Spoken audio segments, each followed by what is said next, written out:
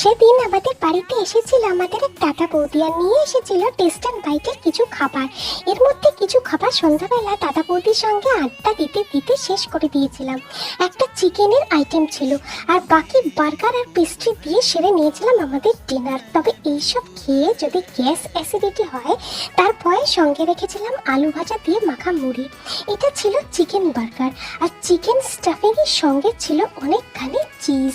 তাই এটা খেতে ভেতর থেকে ছিল যেমন সফট, তেমনই বাইরে থেকে বেশ ক্রাঞ্চি।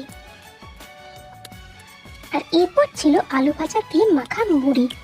তারপর নিয়ে নিয়েছিলাম এই চকো লাভা পেস্ট্রি।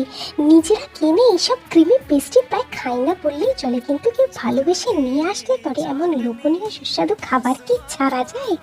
শেষ পাতে খেলাম বাটার স্কচ আর ম্যাঙ্গো আইসক্রিম একসঙ্গে। আমাদের এই উদ্ভট খাওয়া দাওয়া কেমন লাগলো জানাতে ভুলো না কিন্তু।